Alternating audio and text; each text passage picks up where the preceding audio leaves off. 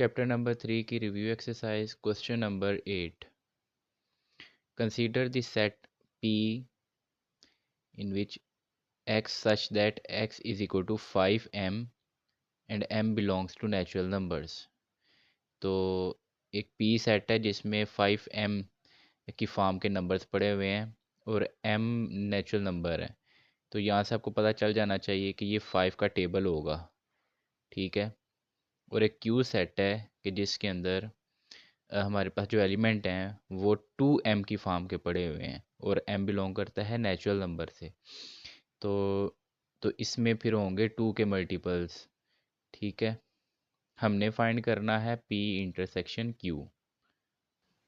तो सबसे पहले हम इन सेट बिल्डर नोटेशंस को जो है ना वो टेबुलर फॉर्म में लिख लेते हैं।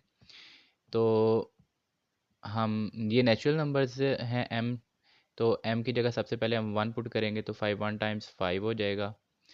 2 पुट करेंगे तो 5 2 टाइम्स 10, 3 टाइम्स 15, 5 4 टाइम्स 20, इस तरह ही चलते जाएंगे। ये 5 का टेबल चलेगा।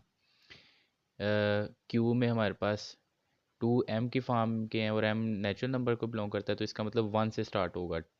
तो m की जगह 1 रखेंगे, 2 1 times 2, 2 2 times 4, 2 3 times 6, 2 4 times 8, so on चलते जाएंगे। ये 2 के मल्टीपल हैं। अब हम P इंटरसेक्शन Q फाइंड कर लेते हैं। तो P सेट मैंने लिख लिया, इंटरसेक्शन Q सेट लिख लिया। अब हमने इन दोनों सेट्स में ऐसे एलिमेंट्स को लिखना है जो दोनों में कॉमन हो, जो दोनों में पाए जाते हो। तो अगर देखें तो 5 इसमें है, इसमें नहीं है। अच्छा, तो अगर देखें ना तो 2 के टेबल में 10 आता है, 20 आता है, 30 आता है, 40 आता है, लेकिन 5 15 25 ये नंबर्स नहीं आते। तो इसका मतलब ये हुआ कि इस सेट में भी 10 20 30 है और इस सेट में भी 10 20 30 मौजूद है। तो इसका मतलब इन दोनों सेट्स में जो कॉमन एलिमेंट्स हैं वो होंगे 10 20 30 40, सो ऑन, ये चलते जाएंगे। अब हम करेंगे क्वेश्चन नंबर 9।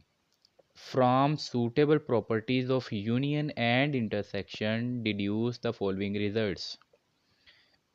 तो ये क्वेश्चन बहुत ही आसान है।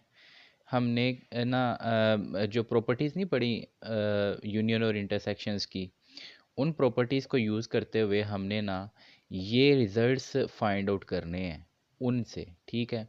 इसका पहला पार्ट करते हैं। तो यहाँ पर हमने ये चीज़ जो है ना वो निकालनी है प्रॉपर्टीज़ के अंदर से। तो अगर आप इसको देखें ना तो ये है A intersection A union B।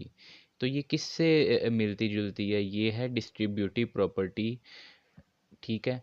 तो वो हम यहाँ पर पहले लिख लेंगे। हमें पता है डिस्ट्रीब्यूटिव प्रॉपर्टी वो क्या होती है। A intersection B union C equal होता है intersection B union A intersection C के, ठीक है। ये आपने प्रॉपर्टी लिख ली।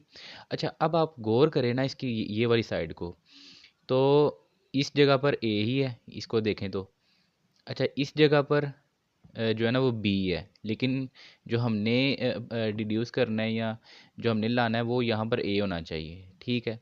और इस जगह पर B लाना है हमने, तो यहाँ पर C है। तो हम क्या करेंगे, इसके अंदर, इस प्रॉपर्टी के अंदर हम B को रिप्लेस कर देंगे A से और C को रिप्लेस कर देंगे B से, ठीक है।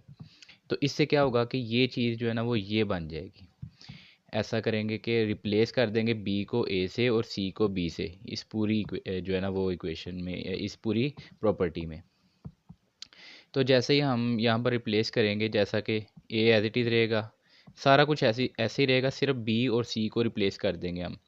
तो B को हमने A से करना है, तो ये देखें B की जगह मैंने A लिख दी है, C की जगह मैं लिख दूंगा B। यहाँ पर भी वही चीज़ करेंगे, B की जगह A आ गया, C की जगह B आ गया। तो रिप्लेसमेंट के बाद हमें ये मिल गया, सही है। इसको तो नहीं हम कुछ भी करेंगे, ठीक है, क्योंकि ये तो इसके साथ सेम हो गई। अब हम इसको देखेंगे, इसको ये चीज़ बनाने की कोशिश करेंगे। अब देखें यहाँ पर A इंटरसेक्शन A किसी भी सेट का उसके साथ ही इंटरसेक्शन जो है ना वो किसके इक्वल होता है, आपको पता है, वही सेट आता है।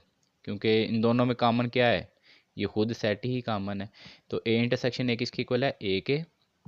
बाकी सारी चीज़ें ऐसी लिख देंगे। और अगर आप देखें इसको, तो ये बिल्कुल यही चीज़ है, ऐसा ही है ना। तो ये इस तरह से बस सॉल्व हो गया। ठीक है, तो ये इस तरह से होगा। अब इसका सेकंड पार्ट कर लेते हैं। अब अगर सेकंड पार्ट में देखें तो ये बाहर यूनियन है, अंदर इंटरसेक्शन है, तो यहाँ पर दूसरी डिस्ट्रीब्यूटिव प्रॉपर्टी यूज़ करेंगे हम। तो ये रही, हम यहाँ पर जो है वो डिस्ट्रीब्यूटिव प्रॉपर्टी लगाएंगे इस तरह की जिसके बाहर यूनियन और अंदर इंटरसेक्शन हो। तो मैंने ये प्रॉपर्टी लिख दी।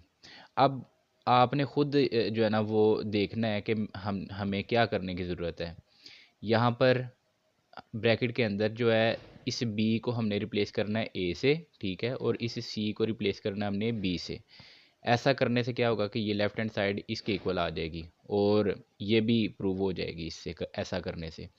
तो अब आपने जो है ना वो रिप्लेस करना है, यहाँ पर इंग्लिश में लिख दें रिप्लेस बी बाय ए, ठीक है, और सी बाय बी, ये लिख दिया।